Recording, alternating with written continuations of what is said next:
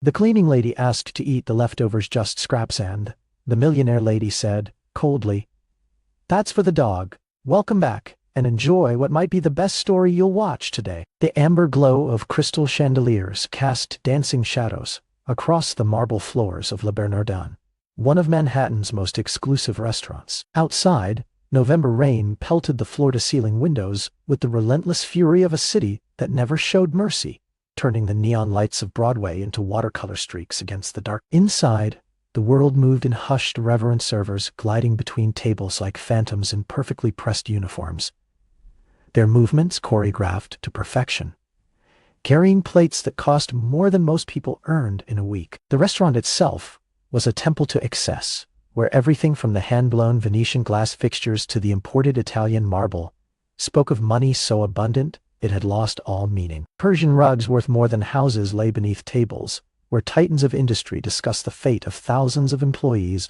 over appetizers that could feed entire families. The air hung thick with the scent of truffle oil and aged wine, punctuated by the soft clink of crystal and the murmured conversations of New York's elite. Margaret Whitmore sat alone at table 7, her usual spot, positioned strategically in the corner, where she could observe the entire dining room while maintaining an air of untouchable superiority. Her Hermes coat, worth $8,000 and crafted from the finest cashmere, draped over the chair beside her like a discarded fortune. The coat's deep burgundy color matched her manicured nails perfectly, a coordination that had required 3 assistants and cost more than most people's monthly rent to achieve. Diamond earrings, each stone flawless and worth more than a luxury car, caught the light with each subtle movement of her head. Her platinum watch, custom-made by a Swiss artisan who worked exclusively for royalty, ticked away moments that were more valuable than gold in her meticulously scheduled world. Every piece of jewelry, every article of clothing, every carefully controlled gesture spoke of wealth so vast it had become its own form of power. At 62, Margaret Whitmore had built an empire from nothing, clawing her way from the housing projects of Queens to the penthouse suites of Manhattan through sheer force of will and an absolute refusal to show weakness. The journey had cost her everything soft and human about herself, but she wore the sacrifice like a badge of honor. Whitmore Industries controlled half the luxury retail market on the East Coast, with tentacles reaching into real estate, fashion, and technology. Her personal net worth exceeded $2 billion, a fortune built on the bones of competitors who had underestimated the little girl from Queens. She wore her success like armor, cold and impenetrable, forged from years of refusing to show vulnerability in a world that devoured the weak without hesitation. Every boardroom battle, every hostile takeover, every moment of calculated cruelty had added another layer to that armor, until she could no longer remember what it felt like to be touched by genuine human emotion. The filet mignon before her remained untouched, growing cold as she scrolled through emails on her phone with the mechanical precision of a machine processing data. Another acquisition approved with a swipe of her finger, 300 jobs eliminated in the name of efficiency. Another competitor crushed beneath the weight of her corporate machina, family business that had operated for 4 generations, reduced to bankruptcy in 6 months. Another day of absolute control over her meticulously ordered universe, where human suffering was merely a line item on a quarterly report. She took a sip of the 1996 Bordeaux, $300 a bottle, chosen not for its taste, but for its pricey and barely registered the flavor. Wealth had insulated her from sensation, from feeling, from everything that made life worth living. Food was fuel. Wine was status. Human interaction was strategy. She had achieved everything she had ever wanted, and found herself hollow at the core, surrounded by luxury, but starved of meaning. The restaurant hummed with the quiet confidence of the privileged, a symphony of self-importance played out over courses that cost more than most people's weekly groceries. At the table beside her, 2 pharmaceutical executives discussed price increases for life-saving medications with the same casual interest they might reserve for discussing the weather. Their wives, dripping in jewelry that could have funded hospitals, compared notes on their children's private school tuition and summer homes in the Hamptons. Across the room, a tech mogul explained to his dinner companion how automation would eliminate another 50,000 manufacturing jobs by the end of the year, his voice filled with the excitement of a child describing a new toy. The companion, a venture capitalist whose fund specialized in companies that displaced human workers with machines, nodded approvingly while cutting into a steak that had cost more than most families spent on food in a month. Everyone here belonged to Margaret's world, a world where money solved everything, and poverty was a choice made by the weak, where human suffering was an abstract concept that happened to other people in other places. They lived in a bubble of such complete privilege that they had forgotten what it meant to struggle, to want, to need something they couldn't simply purchase with a phone call. From the kitchen's service entrance, a figure emerged that didn't belong in this rarefied atmosphere. Emily Rodriguez moved through the dining room like a ghost haunting a palace, her polyester uniform marking her as invisible to the clientele who saw her as nothing more than part of the decor. She was 23 but looked older, worn down by months of surviving on the streets after losing her job at a downtown diner when the owner's son decided he needed to make room for his girlfriend. Her uniform, borrowed from another cleaning girl who'd taken pity on her desperate situation, hung loose on her shrinking frame. The fabric was cheap and scratchy, stained with dishwater and grease, evidence of the desperate work she'd found washing dishes for $12 an hour. She could find work at all. The polyester clung to her skin uncomfortably, a constant reminder of her fallen circumstances. But it was better than the alternative of having no work clothes at all. Emily's grandmother had raised her in a cramped apartment in the Bronx after her parents died in a car accident when she was 7 years old. Abuela Carmen had been a housekeeper, spending 40 years scrubbing floors and cleaning toilets for wealthy families who never learned her name, never asked about her life, never acknowledged her humanity beyond her ability to make their lives more comfortable.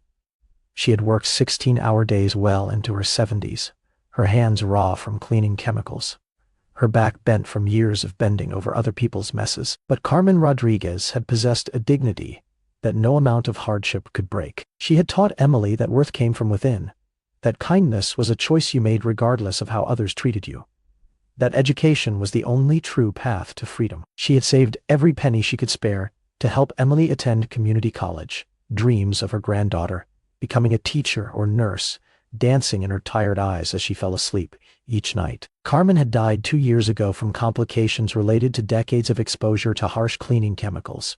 Her final words, a whispered plea for Emily to be better than this place, Mia. Be better than all of this. She had left Emily with nothing but memories, a few worn photographs, and a fierce determination to make something of herself that would honor her grandmother's sacrifice. But the city had other plans, a series of layoffs as restaurants automated their operations, an eviction when her roommate disappeared with the rent money, a slow descent into homelessness that had stripped away everything except her stubborn refusal to give up completely. Each setback had been like a physical blow, knocking her further down a ladder she was desperately trying to climb. She moved between tables now with the practiced efficiency of someone who'd learned to work while invisible, her movements careful and precise to avoid drawing attention from diners who might complain about being disturbed. The leftovers broke her hearth of eaten steaks that could have sustained her for days, untouched vegetables that represented more nutrition than she'd seen in weeks, bread rolls tossed aside after a single bite that would have been treasures too. Someone in her position, her stomach cramped with hunger, a constant companion that had become background noise to her existence. She had learned to distinguish between different types of hunger, the sharp pangs that came with missing a single meal, the hollow ache that followed days without proper food, and the deep, gnawing emptiness that threatened to consume her from within her. When starvation became a way of life, the waste around her was staggering and heartbreaking.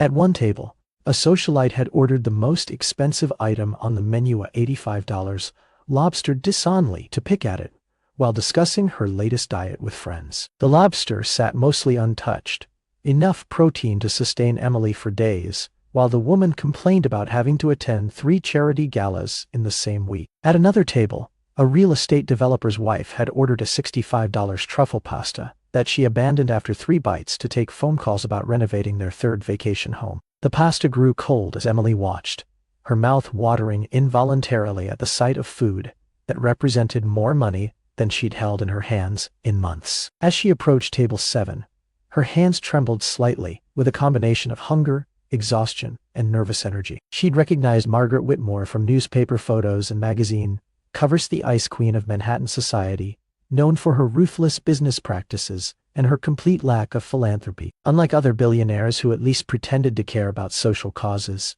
hosting charity galas and making tax-deductible donations for positive publicity, Margaret had never given a penny to charity, never attended a fundraiser, acknowledged that a world existed beyond her luxury bubble.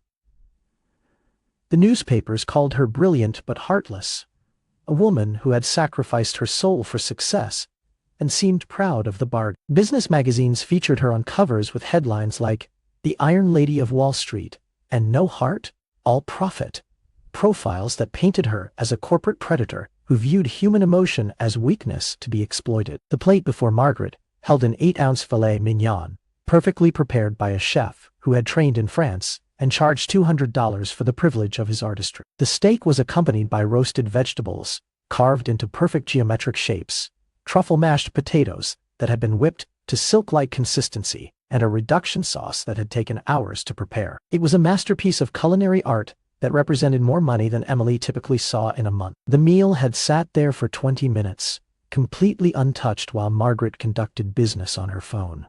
The beautiful food growing cold and worthless while Emily watched from across the room. That single plate represented more calories than she'd consumed in the past 3 days, combined. Enough nutrition to give her the strength to keep looking for work, to keep fighting, to keep hoping for something better. Something inside her snapped, not anger. Exactly. But a desperate courage born from having nothing left to lose. She had reached the point where pride became a luxury she could no longer afford, where dignity had to be weighed against survival, where the fear of humiliation was less powerful than the reality of starvation. She cleared her throat softly, the sound barely audible over the restaurant's ambient noise. "Ma'am?" The word came out cracked and uncertain, her voice weakened by dehydration and the constant stress of living on the edge of survival. Margaret's head lifted slowly from her phone, her pale blue eyes focusing on Emily with the kind of attention one might give to an insect that had somehow crawled onto their dinner table. Those eyes were cold as winter sky, holding no warmth, no recognition of shared humanity, no acknowledgement that the person standing before her was anything more than a minor inconvenience in her perfectly ordered evening. Margaret's gaze was calculating and dismissive, taking in every detail of Emily's appearance with the clinical assessment of someone evaluating livestock. She noted the ill-fitting uniform, the unkempt hair, the hollow cheeks that spoke of prolonged hunger. The way Emily's hands shook slightly with nervous energy or malnutrition, it was impossible to tell which. Emily's next words tumbled out in a rush, her voice shaking with vulnerability and need, each syllable carrying the weight of her desperation. "I'm sorry to disturb you, but I noticed you haven't touched your meal." She paused, gathering courage for what came next, knowing that these words would either save her or destroy what little remained of her dignity. "I was wondering, could I maybe finish what you don't eat?" The question hung in the air like incense, heavy with shame and desperation, a plea from one human being to another for the most basic kindness. Emily's cheeks burned with humiliation, even as she asked, but hunger had stripped away her pride along with everything else that had once defined her sense of self. The restaurant seemed to pause around them, conversations at nearby tables quieting as diners sensed drama unfolding.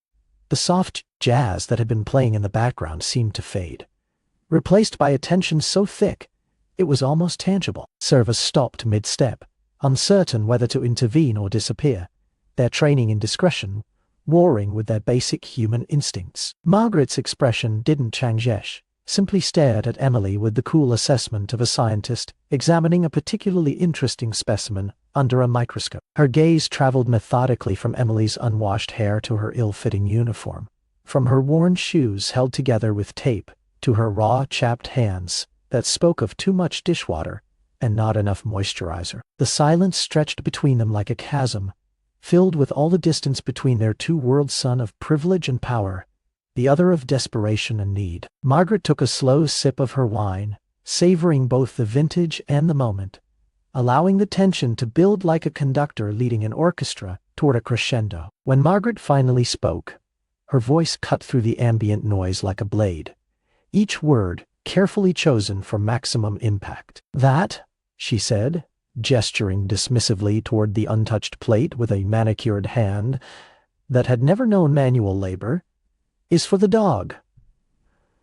The words were delivered with a casual cruelty that made them more devastating than if she'd screamed them. There was no passion in her voice, no anger or irritation, just the cold, matter-of-fact tone of someone stating an obvious truth. A slight smile played at the corners of her mouth, as if she'd just delivered a particularly clever joke at a cocktail party, as if Emily's humanity was so negligible it didn't warrant even the effort of genuine malice. The silence that followed was deafening, a vacuum of sound that seemed to suck all the warmth and life from the room. Emily felt the words hit her like physical blows, each syllable stripping away another layer of her dignity, another piece of her sense of self-worth. The humiliation was so profound, it felt like drowning, not just in this moment, but in all the moments that had led her here, all the small humiliations and large failures that had reduced her to begging for scraps like an animal. Around them, other diners pretended not to notice while hanging on every word, their faces showing a mixture of fascination and discomfort,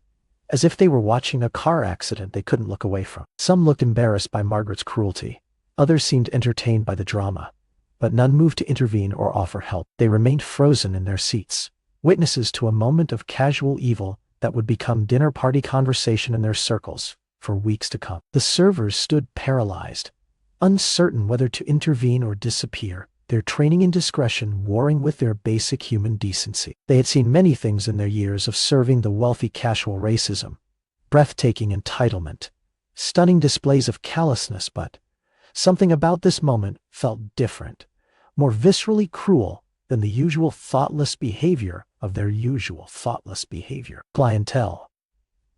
Emily's lips parted, but no sound emerged from her throat, which had constricted with shame and shock. She tried to breathe, but her chest felt crushed under the weight of Margaret's casual contempt, as if the words had physical mass and were pressing down on her lungs. Her eyes, already bright with unshed tears from days of accumulated stress and hunger, began to overflow, despite her desperate attempts to maintain composure. The tears came not just from this moment, but from everything: the months of sleeping in doorways and under bridges, the constant rejection from potential employers, the slow erosion of hope that had brought her to this point. Each tear carried the weight of a dream deferred, a dignity compromised, a future that seemed increasingly impossible to achieve.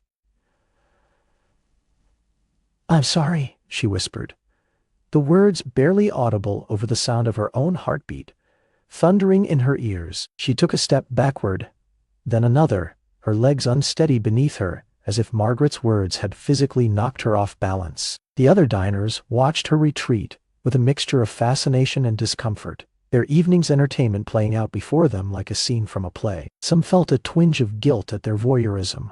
Others found themselves oddly thrilled by the display of raw human emotion in their usually sterile environment. Emily turned and walked toward the kitchen, each step requiring enormous effort as she fought against every instinct that screamed at her to run, to flee, to escape this place where her humanity had been so casually dismissed. She walked, with what remained of her dignity intact, her spine straight, even as her heart shattered into pieces that cut her from the inside. Behind her, conversation slowly resumed like water flowing around a stone, the incident already becoming tomorrow's gossip at country club lunches and charity galas. Margaret returned to her phone as if nothing had happened, the encounter already forgotten, filed away with all the other minor inconveniences that occasionally interrupted her perfectly ordered existence. But something had changed in that moment, some fundamental shift in the universe that neither woman fully understood yet. The cruelest words, delivered with the most casual indifference, had planted a seed that would grow into something neither of them could imagine. Sometimes the deepest wounds become the source of the greatest strength, and the most devastating moments become the foundation for the most extraordinary transformations. In the kitchen of Le Bernardin, Emily leaned against the stainless steel prep counter, her body shaking with suppressed sobs that threatened to tear her apart from the inside. The industrial kitchen hummed with activity around her lean cooks, shouting orders in rapid-fire Spanish and French, dishwashers working with mechanical precision, servers rushing in and out with practiced urgency, but she felt completely alone in the midst of the chaos. The other kitchen staff pretended not to notice her distress, too busy with their own survival to spare sympathy for hers. They had their own struggles, their own fears about making rent and feeding their families, their own daily battles against a city that chewed people up and spat them out without ceremony. Compassion was a luxury they couldn't afford when their own positions were precarious, when showing too much concern for a temporary worker might draw unwanted attention from management. Emily grabbed her thin jacket from a hook by the service door, the fabric worn and insufficient against November's bite. She slipped out into the alley behind the restaurant, leaving behind the warmth and the noise and the smell of food she could never afford to taste. The service door closed behind her with a metallic clang that sounded like the closing of a coffin lid. The rain had intensified since she'd gone inside, turning the narrow alleyway into a river of garbage and broken dreams. Water poured from gutters and fire escapes, carrying with it the detritus of urban life: cigarette butts, food wrappers, the occasional needle or broken bottle that spoke of other people's desperate attempts to escape their circumstances. Emily found a loading dock that offered minimal shelter from the deluge and curled up beneath it, using her jacket as a blanket that provided more psychological comfort than actual warmth. The concrete was cold and unforgiving against her back, like the city itself, but it was better than nothing. She'd learned to be grateful for small mercies, to find hope in the spaces between raindrops. As she lay there in the darkness, listening to the city's eternal symphony of sirens and car horns and human suffering, Margaret's words echoed in her mind with the persistence of a song you can't shake. That's for the dog, not even human enough to deserve table scraps, not worthy of the most basic kindness that might be shown to an animal. The cruelty of it wasn't just in the words themselves, but in how casually they'd been delivered, as if Emily's humanity was so negligible it didn't warrant even the effort of genuine malice. She had been dismissed as easily as one might swat away a fly, reduced to something less than human by a woman who had probably forgotten the interaction before she'd finished her wine. But alongside the shame and hurt, something else began to stir in Emily's chest, a small flame of anger that refused to be extinguished by rain or hunger or the weight of her circumstances. She thought of her grandmother, who'd faced similar humiliations every day while cleaning the homes of people who saw her as furniture, who'd endured decades of casual cruelty from employers who viewed her as less than human. Abuela Carmen had taught her that dignity came from within, that no one could take it away unless you let them, that the measure of a person wasn't in what they owned, but in how they treated others. Those lessons had seemed abstract when Emily was young and comfortable, living in the safety net of her grandmother's love and protection. Now, lying on cold concrete with nothing but the clothes on her back, those words carried a weight and truth that cut through her despair like light through darkness. Margaret Whitmore had tried to reduce her to nothing with a few cruel words, to strip away her humanity and leave her less than an animal. But Emily was still here, still breathing, still fighting against a world that seemed determined to crush her spirit. And tomorrow, she would get up and try again, because that's what survivors do. They endure, they persist, they refuse to disappear just because the world wishes they would. The rain continued to fall throughout the night, washing the city clean while Emily lay awake, planning her next move. She didn't know it yet, but this momentous, crushing humiliation would become the foundation upon which she'd build something extraordinary. Sometimes the deepest wounds become the source of the greatest strength, and the cruelest words become the catalyst for the most profound transformation. Dawn broke gray and cold over Manhattan, the sun struggling to penetrate the thick layer of clouds that had settled over the city like a suffocating blanket. Emily woke beneath the loading dock with frost coating her jacket and her joints stiff from sleeping on concrete that had leached all the warmth from her body during the night. Every breath formed a small cloud in the frigid air, a visible reminder of how tenuous her hold on life had become. Her stomach had stopped growling hours ago, moving past hunger into the hollow emptiness that came with prolonged starvation. She'd been surviving on scraps for 8 days now, ever since losing her dishwashing job for allegedly breaking plates that had already been cracked when she'd started her shift. The manager had needed someone to blame for the loss, and Emily, as the newest and most vulnerable employee, had been the obvious choice. She pulled herself upright with movements that felt ancient and creaky, every muscle protesting against the cold and the hard surface she'd spent the night on. The city was already stirring around her delivery trucks, rumbling past with loads of food for restaurants she'd never be able to afford. Early commuters hurrying toward subway stations with purpose and destination. She envied the eternal rhythm of New York grinding forward with no regard for those who couldn't keep pace. The sounds of the awakening city were both comforting and isolating. The honking horns and grinding engines meant life and activity and hope for some people. But for Emily, they served as a reminder of how far outside the normal flow of human existence she had fallen. She was a ghost haunting the edges of other people's lives, visible only when her presence became inconvenient or disturbing. Emily made her way to the public restroom in Washington Square Park, navigating streets that seemed designed to remind her of her fallen status. Every storefront displayed goods she couldn't afford. Every restaurant wafted aromas that made her empty stomach clench with longing. Every well-dressed person who passed her on the sidewalk served as a reminder of the life she'd lost and might never of the life regain.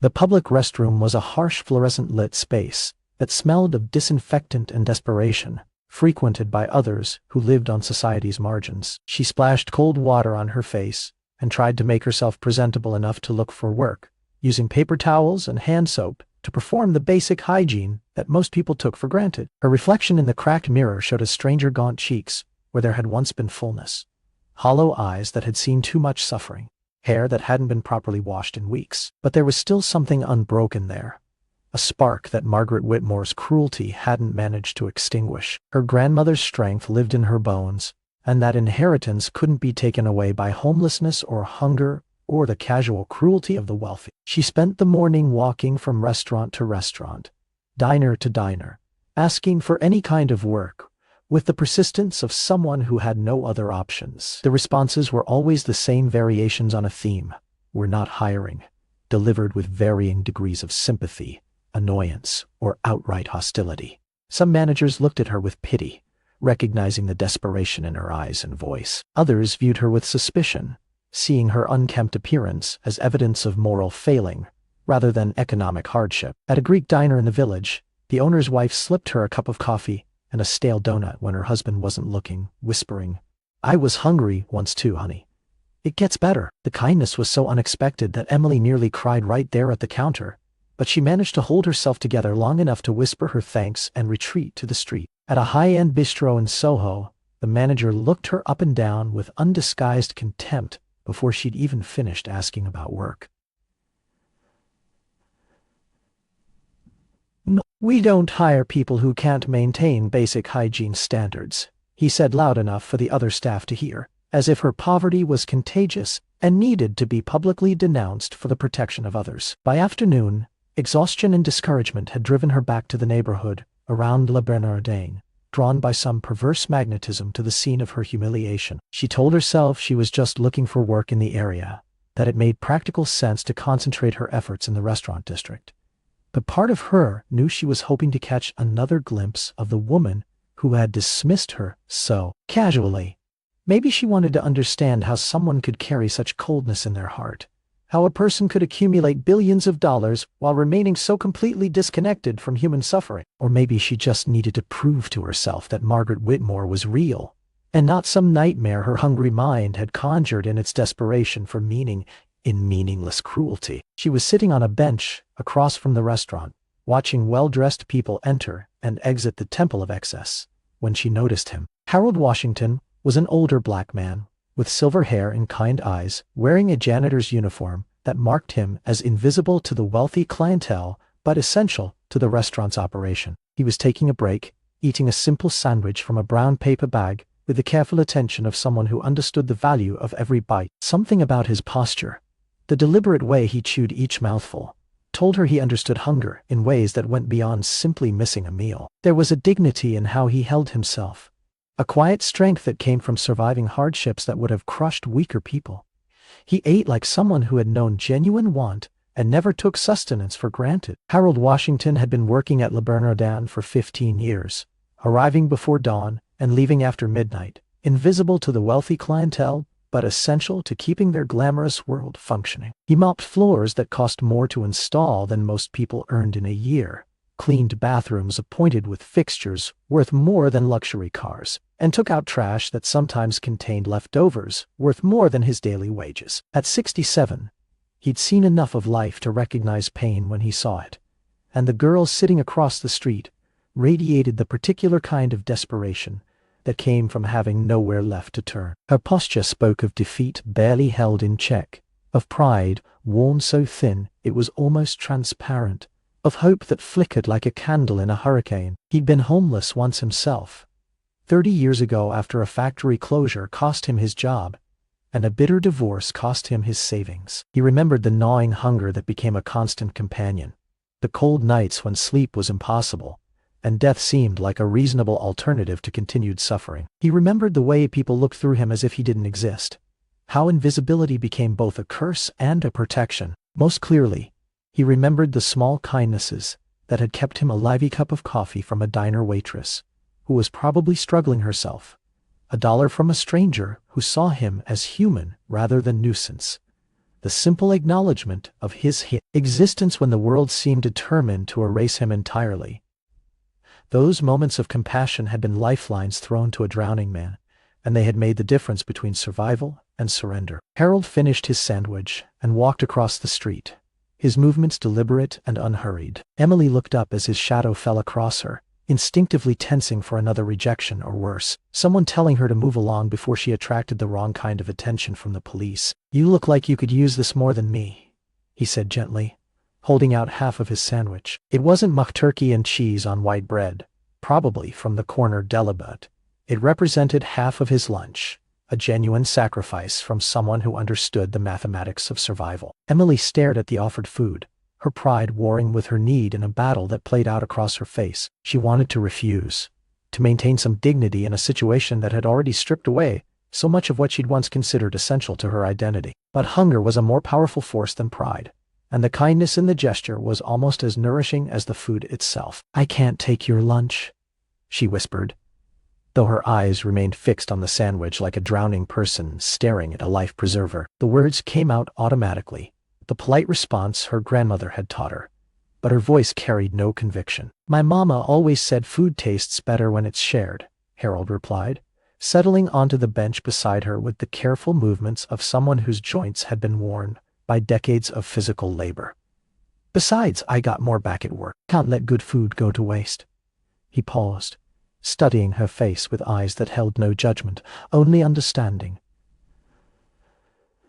"Name's Harold. Emily." She took the sandwich with trembling hands, trying not to devour it too quickly, despite the ravenous hunger clawing at her stomach like a living thing.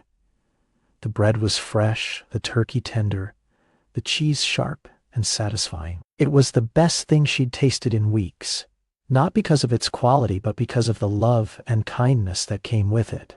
The simple gesture brought tears to her eyes, the first genuine human compassion she'd experienced in weeks, maybe months. It wasn't just the food, though her body desperately needed the calories and protein. It was the recognition of her humanity, the acknowledgement that she was worth helping, that her suffering mattered to someone in a world that seemed determined to convince her otherwise. They sat in comfortable silence for a while, watching the city flow around them like water around stones. People hurried past with their own concerns and destinations, most never glancing at the two figures on the bench, both rendered invisible by their circumstances and the willful blindness of urban life. Finally, Harold spoke, his voice carrying the weight of experience and the warmth of hard-won wisdom. "I saw what happened last night, in the restaurant." Emily's cheeks burned with shame, the memory of her humiliation flooding back with renewed intensity. She'd hoped that maybe the incident had gone unnoticed, that she could somehow pretend it had never happened, but of course someone had seen. In a city of 8 million people, anonymity was both a blessing and a curse. "You work there?" she asked, though the answer was obvious from his uniform. "Clean up after folks like her every night," Harold said with a slight shake of his head. "Seen a lot of cruelty dressed up as class, a lot of ugliness hidden behind expensive clothes and fancy manners. But I also seen a lot of strength in people who got every reason to give up but don't." He turned to look at her directly, his gaze steady and kind. "What she did to you last night, that wasn't about you. That was about something broken inside her, something that all the money in the world can't fix." Emily wasn't sure she believed that yet. but she wanted to. The shame of the encounter still burned in her chest like acid, eating away at what remained of her self-worth. "I don't feel strong," she admitted, her voice barely above a whisper. "I feel like I'm disappearing, like if I died right here on this bench, nobody would even notice until the smell got bad enough to complain about." Harold nodded slowly, understanding flickering in his eyes. "I felt that way once. Lived in a cardboard box under the Manhattan Bridge for 8 months. Thought I was invisible. Thought I didn't matter. Considered walking into the river more times than I care to remember." He paused, watching a flock of pigeons fight over crumbs near a hot dog vendor. Then one day his little girl, couldn't have been more than 6, she was walking with her mama. And she saw me. Really saw me, you know. Not just looked in my direction, but saw me as a person. His voice softened with the memory, and she said, "Mama, why is that man sad?" Her mama tried to hurry her along, probably scared I was dangerous or something, but that little girl insisted on giving me her juice box. Apple juice, the kind that comes in those little boxes with the straw. Harold smiled, the expression transforming his weathered face and revealing glimpses of the man he'd been before life had worn him down. Just a small thing, maybe worth 50 cents, but it reminded me I was still human, still deserving of kindness, still worth saving. He turned to look at Emily directly, his gaze intense and unwavering. "Don't let nobody tell you different. Not her, not this city, not your own tired mind when it starts whispering lies in the dark."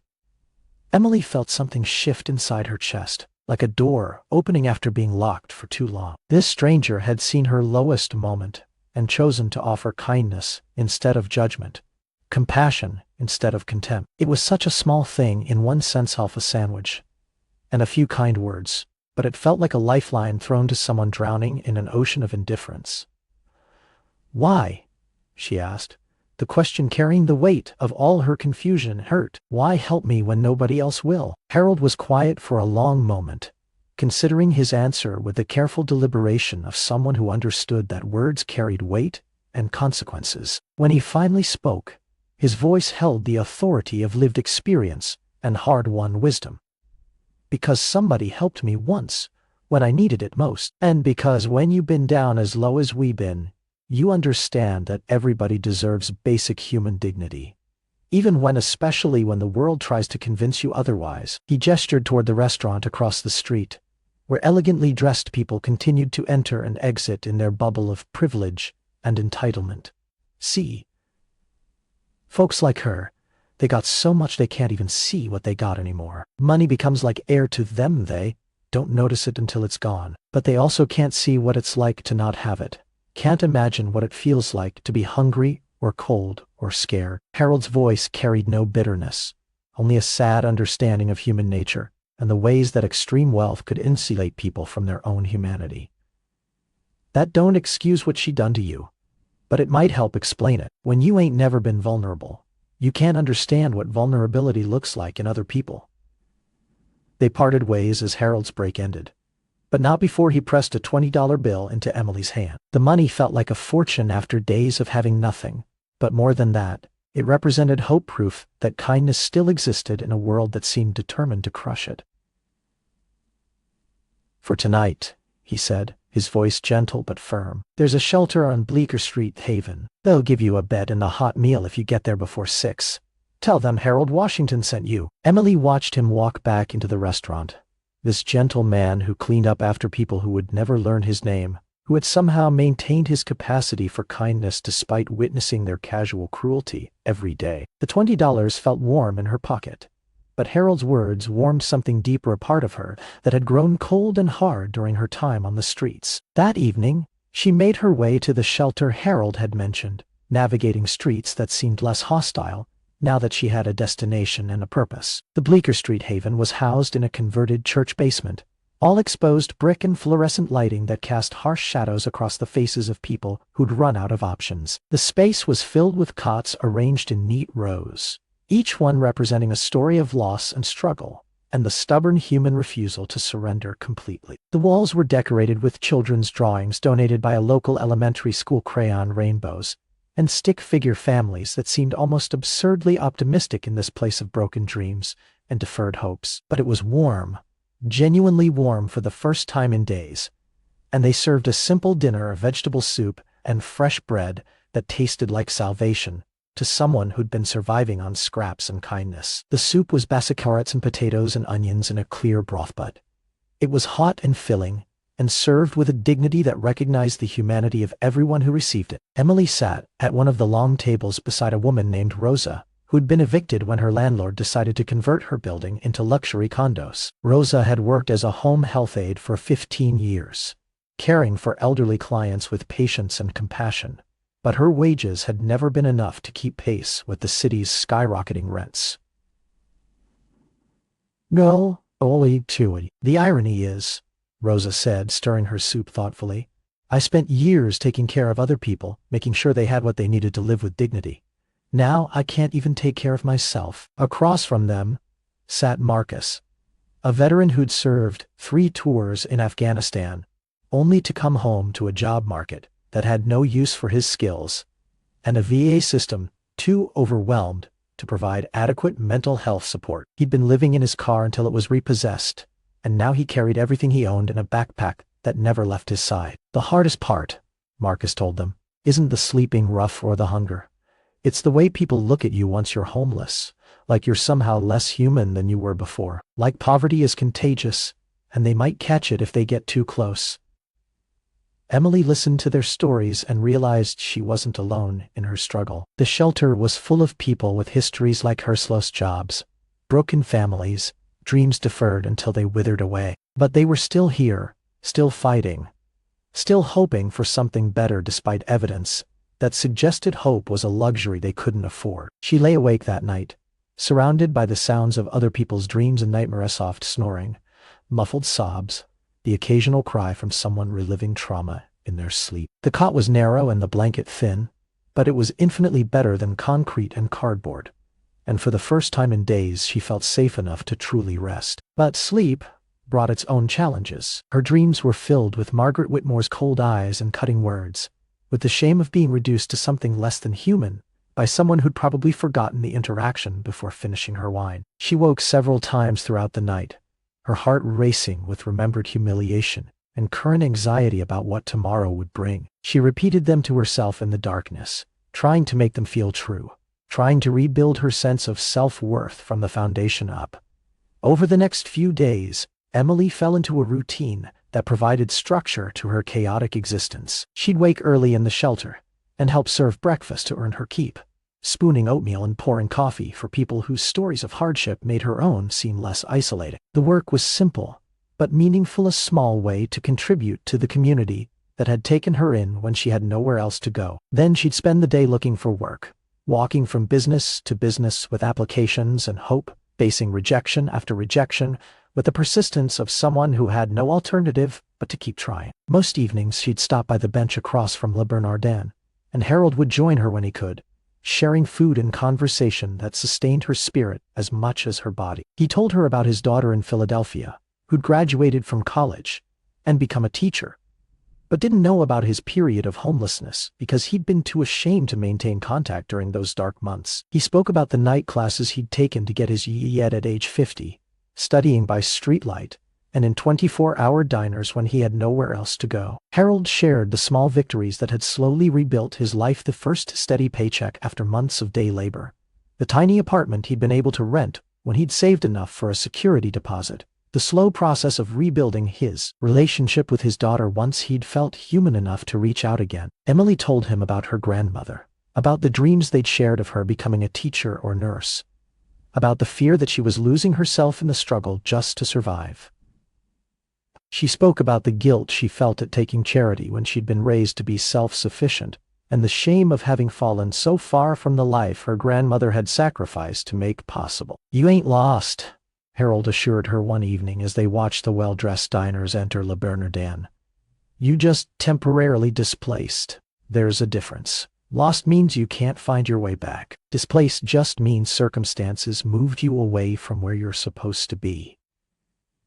It was during one of these conversations that Emily noticed her again. Margaret Whitmore, stepping out of her limousine with the same imperious bearing, the same obliviousness to the world beyond her bubble of wealth. But this time, instead of rage or shame, Emily felt something different. Curiosity, maybe. Or pity. She watched Margaret's face as she passed, noting for the first time the tight lines around her eyes that spoke of stress and sleeplessness despite her wealth. The way she held her shoulders as if braced for attack, even in the safety of her privileged world. The careful control of her expression that suggested emotions held in check by iron will and long practice. She comes here every Tuesday, Harold mentioned, following Emily's gaze. Same table, same order, same cold fish routine. Been doing it for years, like she's following a script someone else wrote for her. Doesn't she have family? Friends? Emily asked, genuinely curious about what kind of life could produce such casual cruelty. Harold shrugged, his expression thoughtful. Money like that, it's hard to tell who really cares about you and who just wants a piece of the pie. I think she'd rather be alone than take that risk. Rather be surrounded by people she pays than people who might want something from her. Emily studied Margaret's face as she disappeared into the restaurant, noting the isolation that seemed to surround her like a force field. Was it possible that all that coldness was armor?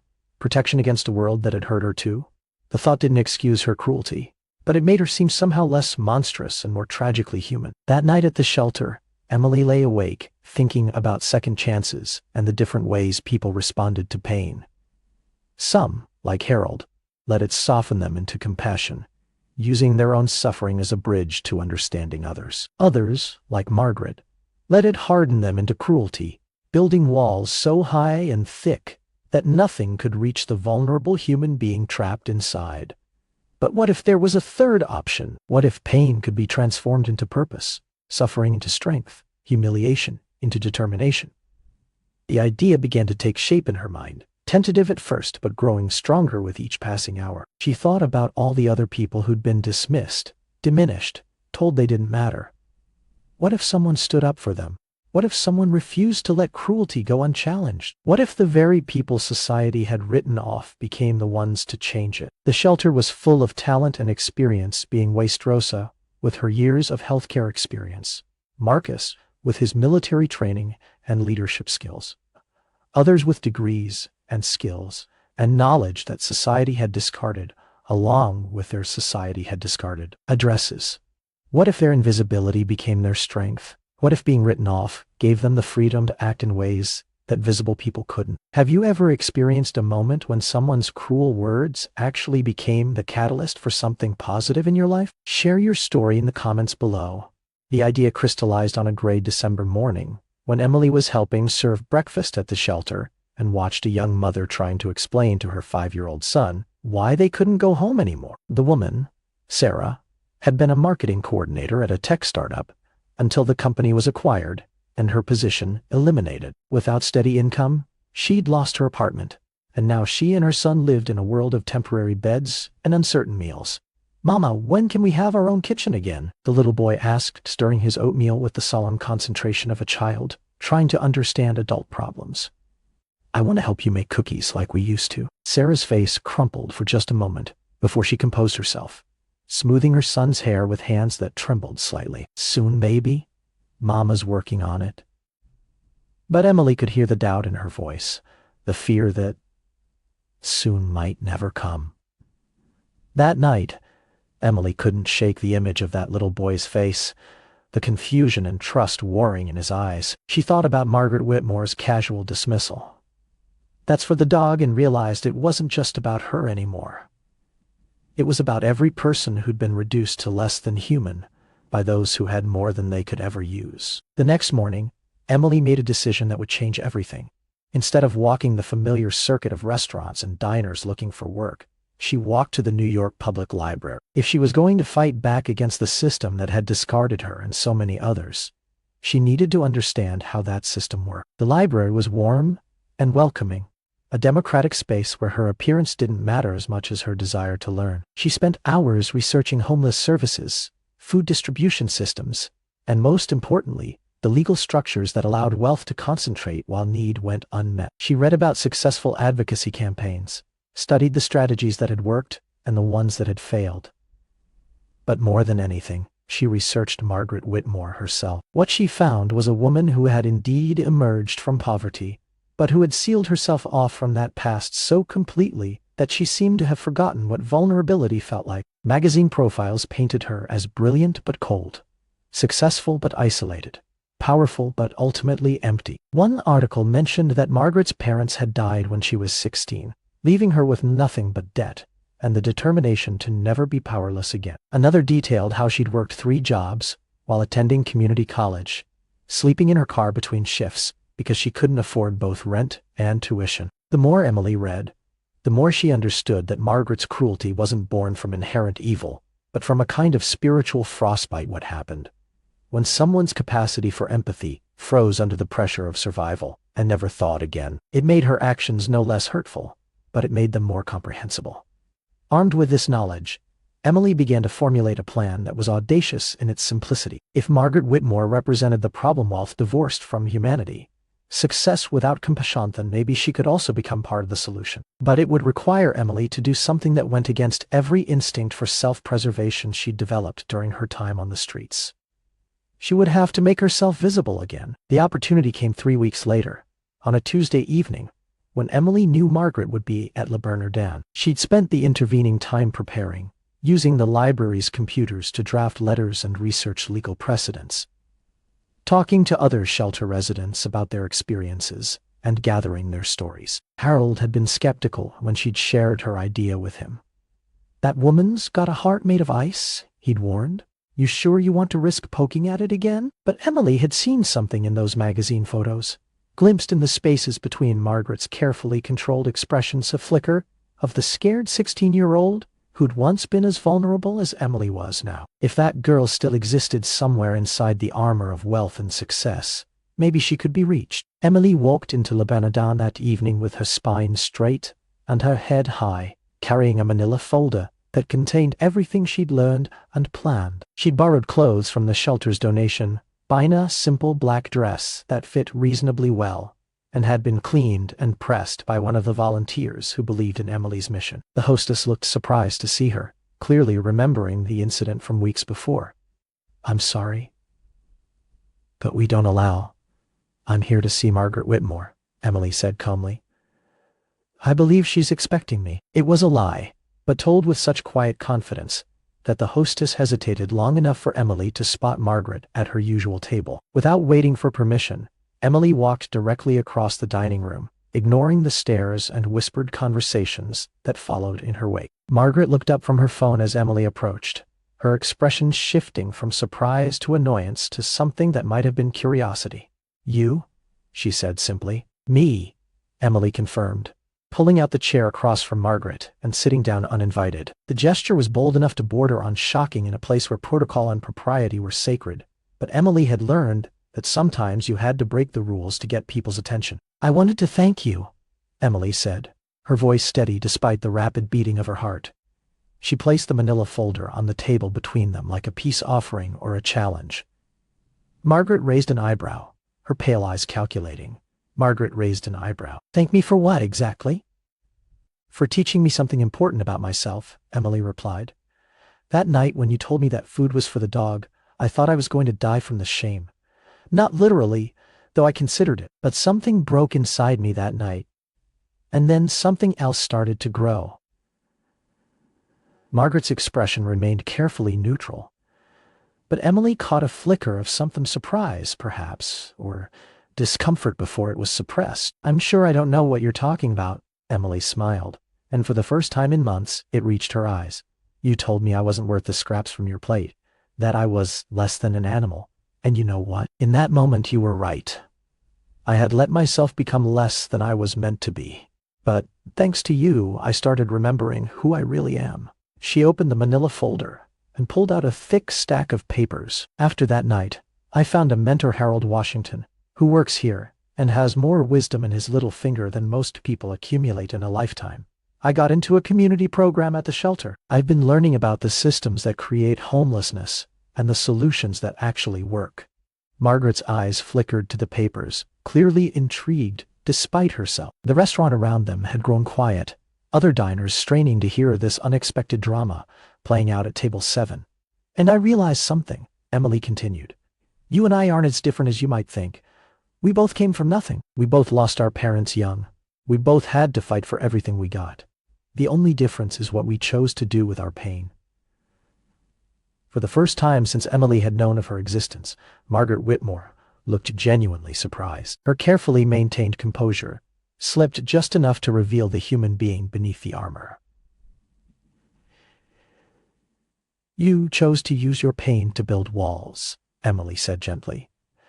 "I'm choosing to use mine to build bridges." She pulled out a photograph picture of Sarah and her son from the shelter, both smiling despite their circumstances. "This is what you're really dismissing when you write people off as less than dogs. This little boy has been homeless for 2 months.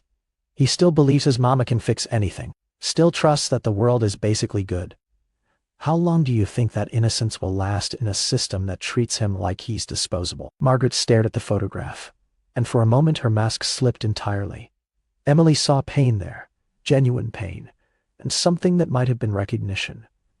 "What do you want from me?" Margaret asked, her voice quieter than Emily had ever heard it.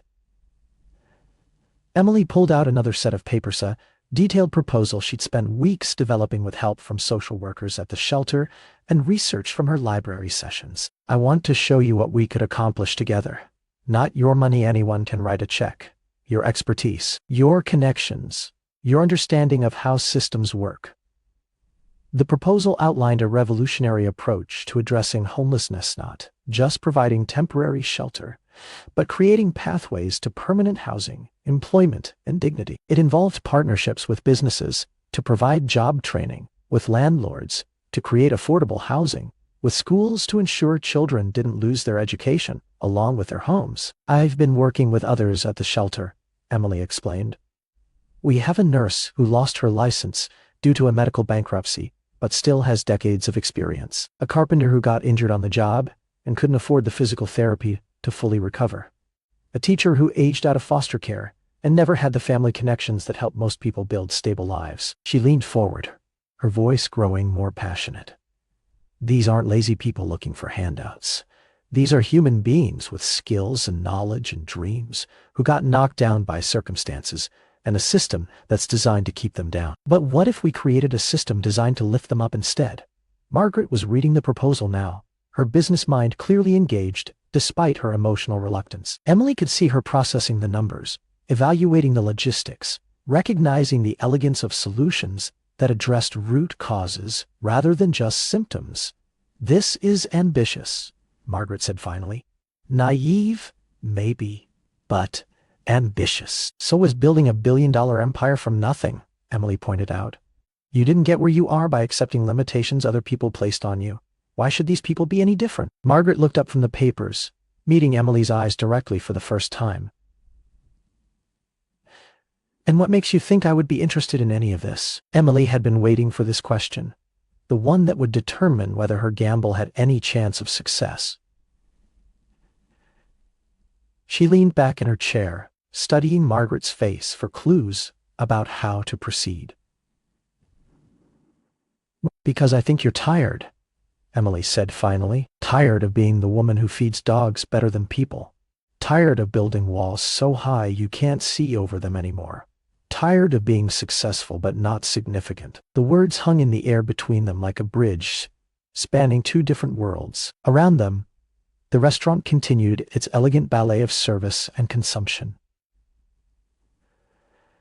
But at table 7, 2 women from very different circumstances were finding an unexpected common ground in their shared understanding of what it meant to survive. Margaret set down the papers and picked up her wine glass, taking a sip that seemed more about buying time than enjoying the vintage. When she spoke again, her voice carried a weight that suggested years of carefully suppressed emotion. "You don't know anything about what I'm tired of," she said. But the words lacked her usual cutting edge. They sounded more like a question than a statement, as if she were asking Emily to prove her wrong. "Maybe not," Emily admitted. "But I know what it's like to be so focused on survival that you forget what you're surviving for. I know what it's like to build walls so thick that you can't remember what you were trying to protect.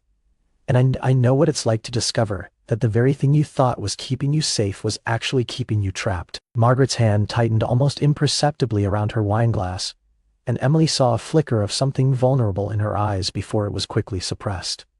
The armor was still there, but Emily had found a crack in it. "I also know Emily continued, "that success without purpose is just expensive emptiness, and I think maybe you know that too."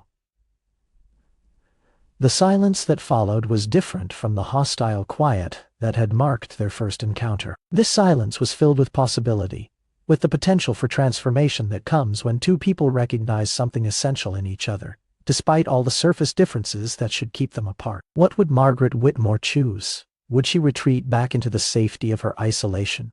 Or would she take the risk of connecting with another human being who had refused to let cruelty destroy her capacity for hope? Margaret Whitmore sat in silence for what felt like an eternity, her fingers tracing the rim of her wineglass as she processed Emily's words and the proposal that lay between them on the white linen tablecloth. The restaurant continued its orchestrated dance around them, but their table had become an island of possibility in a sea of routine luxury.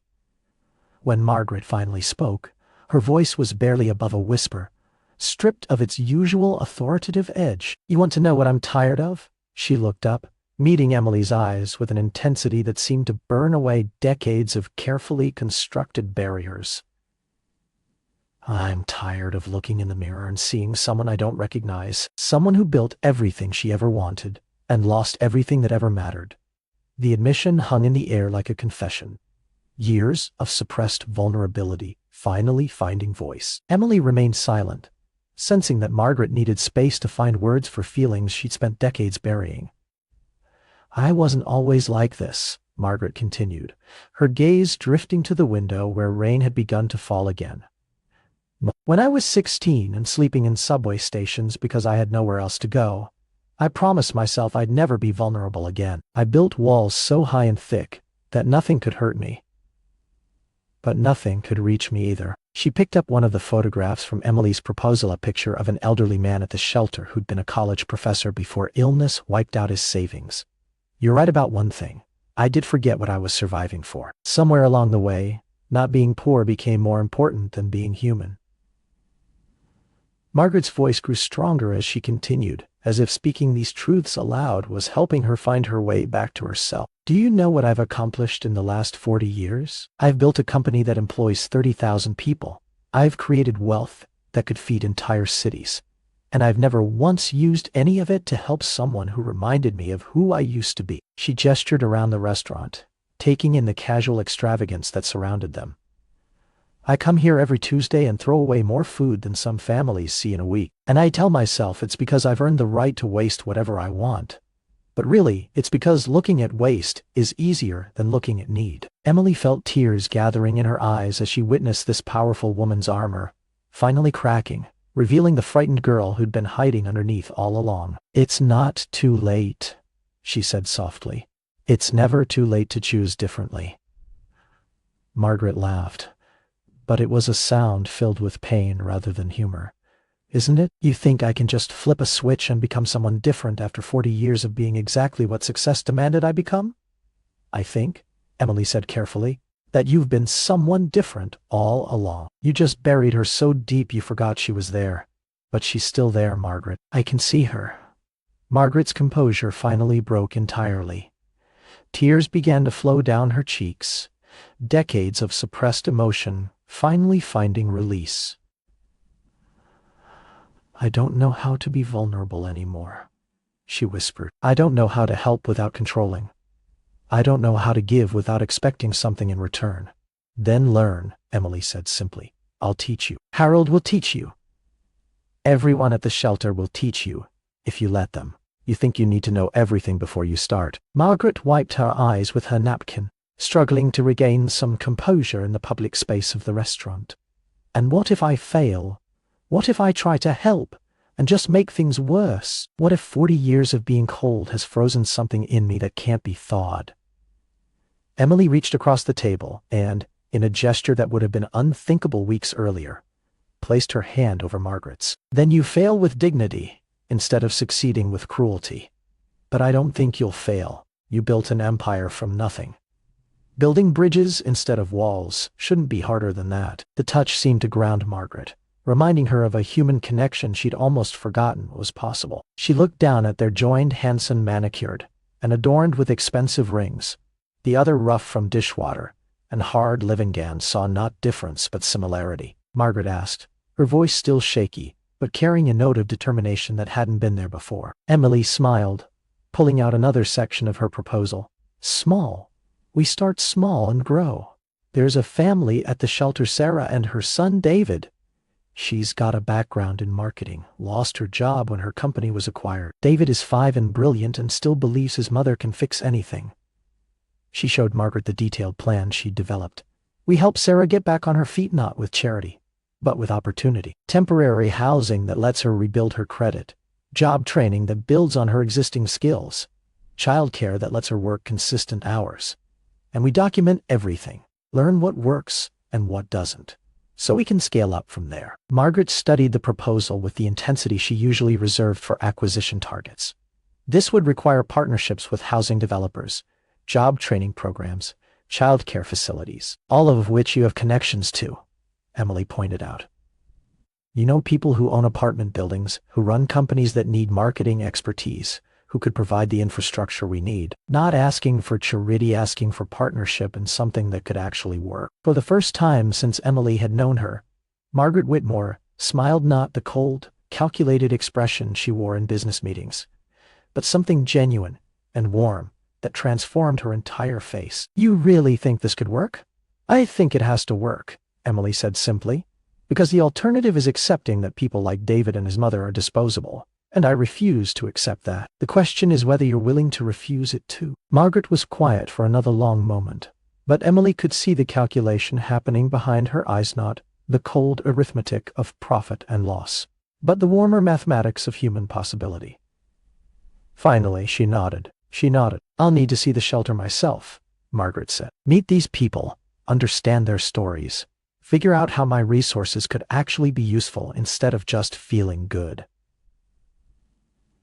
Harold gets off work in an hour, Emily said, having anticipated this moment. He could take us there tonight, if you're ready. Margaret looked around the restaurant, the untouched food, the casual waste, the bubble of privilege that had protected and imprisoned her for so long, and made her choice. Let's go. They left Le Bernardin together, the powerful billionaire and the homeless woman who'd refused to be dismissed, walking side by side into the December night. Behind them, servers cleared away Margaret's untouched meal, but for the first time in years, she didn't feel like she was wasting anything important. 6 months later, Emily Rodriguez stood on a small stage in a community center in the Bronx, looking out at an audience filled with formerly homeless individuals, social workers, city officials, and business leaders who'd come to witness the launch eaters of something unprecedented. The second plate project named for Margaret's realization that everyone deserved a place at the table, not just leftover shad grown from a simple proposal to a comprehensive program that was already changing lives. Sarah Chen, the marketing coordinator Emily had met at the shelter, now stood beside her own booth at the community center's job fair, helping other formerly homeless individuals prepare for interviews with companies that had partnered with the program. Her son David raced around the room with other children, all of them now housed, fed, and attending good schools thanks to the wraparound services the project provided. Harold Washington, who'd been promoted from janitor to community liaison, worked the room with the easy grace of someone who understood both struggle and hope. He'd become the bridge between the program's beneficiaries and its funders, translating need into opportunity and dreams into actionable plans. And Margaret Whitmore, dressed simply in jeans and a sweater rather than her usual designer armor, knelt on the floor helping a group of children plant seeds in small pots, a metaphor that had become central to the project's philosophy. Growth took time, required nurturing, and happened best when roots were allowed to develop in fertile soil. When I first came up with this idea, Emily said into the microphone, her voice carrying clearly through the room, I thought it was about helping homeless people find housing and jobs, and it is about that, but it's also about something bigger. She paused, looking out at faces that represented every part of New York's diverse community. It's about remembering that everyone has value that goes beyond their current circumstances. That the woman asking for spare change might be a nurse who could save your life if given the chance. That the man sleeping on a bench might be a teacher who could inspire your children if he had a classroom again. The audience was silent, hanging on every word. Emily had discovered she had a gift for speaking truth in ways that moved people to action, rather than just emotion. But most importantly, she continued, it's about recognizing that we're all just one or two bad breaks away from needing help ourselves. And that when we lift others up, we're not just changing their lives, we're creating the kind of world we'd want to live in if our circumstances were different. She gestured to Margaret, who looked up from her seed planting with tears in her eyes. My partner in this project taught me something important. She said that success without compassion is just expensive emptiness. But she's teaching me something else now, that it's never too late to choose connection over isolation, purpose over profit, meaning over money. The applause started slowly, but built to a roar as the audience recognized they were witnessing something genuinely transformative. This wasn't charity dressed up as social justice, it was genuine partnership between people who'd found common ground in their shared humanity. Later that evening, as the community center emptied and volunteers cleaned up the remnants of the celebration, Emily and Margaret sat together on the front steps, watching the Bronx come alive in the twilight. It was a far cry from the marble floors and crystal chandeliers of Le Bernardin, but it felt more real than anywhere either of them had been in years. "Do you ever think about that night in the restaurant?" Margaret asked, her voice thoughtful. "When I told you that food was for the dog?" Emily nodded, a slight smile playing at her lips. "Every day, but not the way you might think." "What do you mean?" Emily looked at her friend, and Margaret had become that, against all odds, with affection and understanding. "You told me I wasn't worth table scraps. But you know what? You were wrong. I wasn't worth table scraps because I was worth so much more. We all are." She gestured toward the community center, where the lights were still on, and the sounds of cleanup and planning for tomorrow's activities could be heard through the windows. Every person in there tonight was worth more than scraps. They were worth investment, worth partnership, worth the kind of respect that helps people rebuild their lives with dignity. Margaret nodded slowly, still processing her own transformation from ice queen to humanitarian. "Sometimes I can't believe how cruel I was. You were protecting something precious inside yourself, but you'd built the walls so high you couldn't find it anymore. We just helped you remember where you'd hidden your heart." They sat in comfortable silence for a while, watching the neighborhood settle into evening. Finally, Margaret spoke again. "What's next for us, for the project?" Emily's smile widened. "We scale up. We've proven the model works here now. We take it to other cities, other communities. We show the world that homelessness isn't a personal failing, but a systemic problem with systemic solutions." She pulled out her phone and showed Margaret a message that had come in during the celebration. "We just got our first inquiry from San Francisco. Then there's interest from Atlanta, Chicago, Seattle. Turns out people everywhere are tired of treating symptoms instead of causes." Margaret felt a thrill of excitement she hadn't experienced since her early days building Whitmore Industries. But this was different, cleaner, warmer, connected to something larger than herself. "You know what the beautiful irony is," she said, laughing softly. "I spent 40 years accumulating wealth and power, thinking that would make me untouchable. But the most powerful I've ever felt was the day I knelt down to help plant seeds with those children." Emily nodded, understanding completely. Power over people versus power with people. It's a completely different feeling. "And you know what else?" Margaret continued, her voice growing stronger with conviction. "I thought helping others would make me vulnerable, would remind me of weakness I wanted to forget. But it's done the opposite. It's made me remember what real strength looks like." She stood up, brushing off her jeans with hands that had learned to get dirty in service of something meaningful. "Real strength isn't insulating yourself from other people's pain. It's choosing to feel it and do something about it anyway." As they walked toward Margaret's Cara modest sedan, she'd bought to replace the ostentatious limousine that had once carried her through a world she refused to truly seemingly reflected on the journey that had brought them to this moment. It had started with cruelty and humiliation, with words designed to reduce her to something less than human. But those same words had become the catalyst for transformation that neither woman could have imagined. "You know," Emily said as they reached the car, "I need to thank you for something else." Margaret looked puzzled. "For what now?" "For showing me that even the cruelest words can become a gift if you know how to unwrap them properly." Emily's smile was radiant in the streetlight. "You told me that food was for the dog that night, but what you really did was challenge me to prove I was worth more than scraps. And I did. We did. Margaret felt tears threatening again, not the bitter tears of regret she'd shed that night in the restaurant, but the warm tears of gratitude and hope. And you showed me that success means nothing if you're successful at the wrong things, that all the money in the world can't buy back the humanity you trade away to get it. They embraced then, these two women from different worlds who'd found each other in the space between cruelty and compassion, between despair and hope. But it wasn't the end of their story, it was really just the beginning. The Second Plate Project would grow and spread, touching thousands of lives across the country and around the world. But it would always trace its origin back to this moment, to this choice, to see each other's humanity despite every reason not to. 1 year later, Emily stood once again in Le Bernardin, but this time she was there as an honored guest at a fundraising dinner for the Second Plate Project. The restaurant had become a partner in their work, donating leftover food to the shelter and hiring graduates of their job training program. The irony wasn't lost on anyone present, that the place where Emily had been told she was worth less than a dog had become a symbol of transformation and hope. Margaret sat at the head table, but she'd insisted that Emily be the evening's keynote speaker. As Emily approached the podium, she caught sight of Harold in the audience, wearing a suit and tie, and beaming with pride at how far they'd all come. Sarah and her son David were there too. David, now 6 years old, and attending a private school on a scholarship Margaret had quietly arranged. "Friends," Emily began, her voice carrying easily through the room that had once witnessed her deepest humiliation.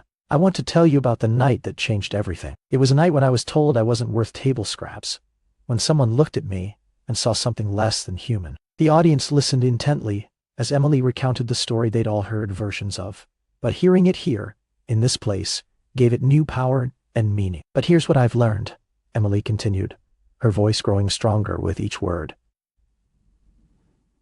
"The cruelest words can become the kindest gifts if they wake you up to who you really are and what you're really capable of. That night, I was told I was worth less than a dog, but I realized something important. I wasn't worth table scraps because I was worth so much more. And so is every person we serve, every family we house, every dream we help rebuild." She paused, looking around the room at faces that represented the coalition they'd built: business leaders and social workers, formerly homeless individuals and wealthy philanthropists, all united in their commitment to treating every human being with dignity and respect.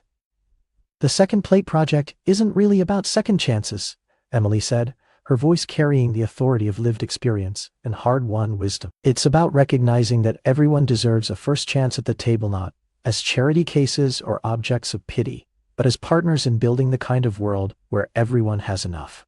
The applause was thunderous, but Emily wasn't finished. She had one more story to tell, one more truth to share. "There's a little boy here tonight who used to ask his mother when they could have their own kitchen again so he could help make cookies." Emily's eyes found David in the audience, sitting proudly beside his mother, who now managed the Second Plate Project's employment services.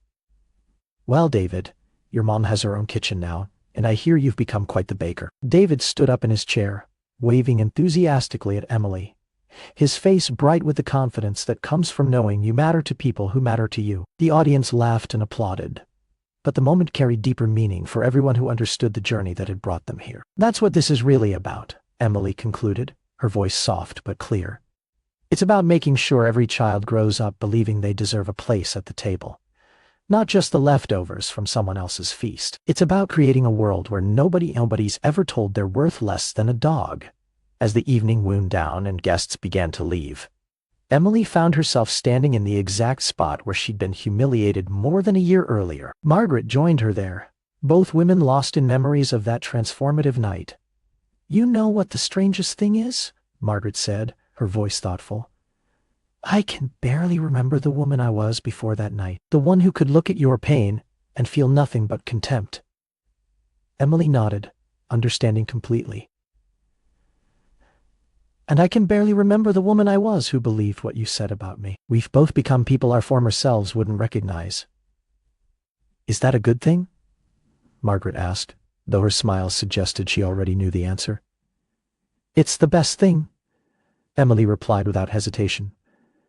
We became who we were always meant to be. We just had to strip away everything that wasn't essential first." They walked out of the restaurant together, past the table where their story had begun, past the kitchen where Harold still worked, but now as a mentor and coordinator rather than just a cleaner. The November air was crisp and clean, carrying the promise of winter, but also the certainty of spring that would follow. Behind them, servers were clearing away the remnants of the evening's celebration, but nothing was being wasted. Every scrap of food would go to feed someone who needed it. Every flower arrangement would brighten a shelter common room. Every moment of abundance would be shared with those who had less. As they reached the street, Emily turned back for one last look at the restaurant where her transformation had begun.